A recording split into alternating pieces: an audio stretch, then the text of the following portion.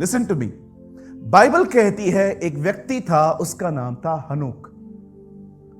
वो परमेश्वर से मिला, वो परमेश्वर के साथ चला और चलते चलते चलते चलते बाइबल कहती है वो जिंदा उठाया गया। आप जानते हैं परमेश्वर का वचन उसके बारे में कितना थोड़ा बताता है।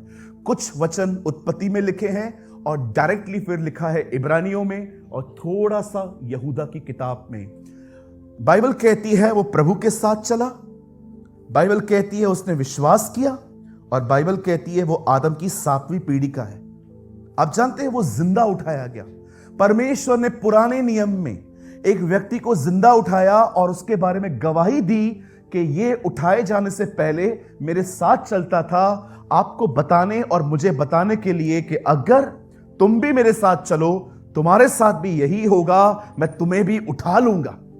और बाइबल कहती है वो दिन आ रहे हैं हमारे लिए जब हम सब उठाए जाएंगे, एक साथ उठाए जाएंगे। जब दाऊद से पाप हुआ, दाऊद एक याजक के पास जाके बलिदान लेके उसे कह सकता था मुझसे पाप हुआ है, ये लो प्रभु के पास ले जाओ, और वो माफी पाके चला आ सकता था।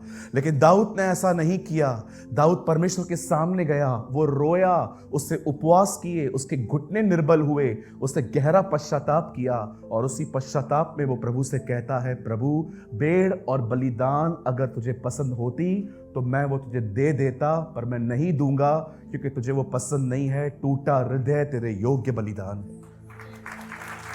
आप जानते हैं दाऊद सिर्फ पाप मान के आगे नहीं बढ़ा, दाऊद ने इनसाइड तक रिपेंट किया क्योंकि वो परमेश्वर को जानता था और वो उसे पता चल गया था कि मैंने उसको ठेस पहुंचाई। What a man of God.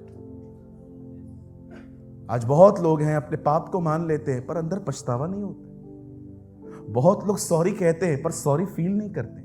बहुत लोग थैंक्स बोलते हैं but they never feel thanks. इसलिए यीशु ने फरीसियों को क्या कहा, ये होठों से मेरी आराधना करते हैं पर इनके दिल मुझसे दूर हैं। इसका मतलब जो ये कहते हैं वो ये फील नहीं करते। इसीलिए यूहन्ना ने उन्हें बपतिस्मा भी नहीं दिया। कहा क्यों दूं मैं तुम्हें बपतिस्मा, क्योंकि मैं देखता हूं तुम में कोई फ्रूट नहीं।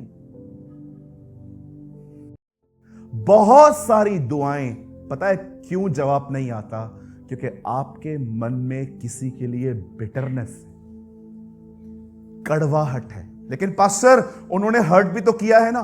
बिल्कुल एग्री। आज सफर कौन कर रहा है, वो या आप? माफ करके आप लोगों पे नहीं खुद पे एहसान करते हो।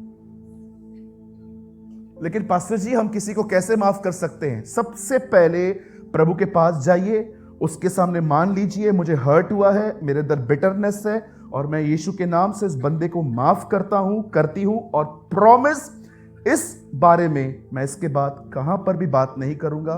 मैं खत्म करता हूं यहां पर इस मैटर को, मैं कोई बात। लेकिन पास्टर अगर हम ये कर देंगे तो क्या हम मैटर भूल जाएंगे? बिल्कुल नहीं, बिल्कुल नहीं।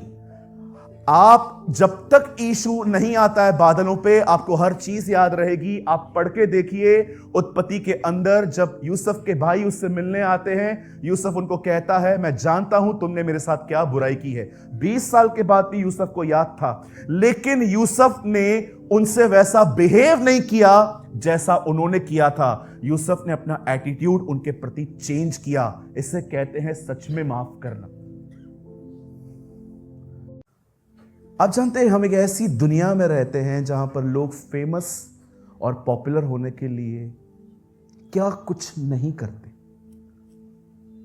वो अपने रंग रूप एवरीथिंग, इवन वो प्लास्टिक सर्जरी तक चले जाते हैं, वो अपने फेस को बदल देते हैं। आप जानते हो सिर्फ एक वजह से कि कोई उन्हें देखे, वो फेमस हो, वो पॉपुलर हो। आप जानते हो दुनिया ने चीटिंग और पॉपुलरिटी चुनी है। आज हर कोई व्यूज का पीछा कर रहा है, हर कोई सब्सक्राइबर्स चाहता है, हर कोई चाहता है मेरी फॉलोइंग हो, हर कोई चाहता है कि मेरा इंस्टाग्राम जो पेज है वहां पर भरपूर पब्लिक हो। पर आप जानते हैं हम जितने लोग यहां बैठे हैं, उस महान परमेश्वर ने हमें इस संसार के अंदर, इस दुनिया में ये आज्ञा दी है कि हम फेमिलियरिटी को नहीं, हम विश्वास योग्यता को चुनें।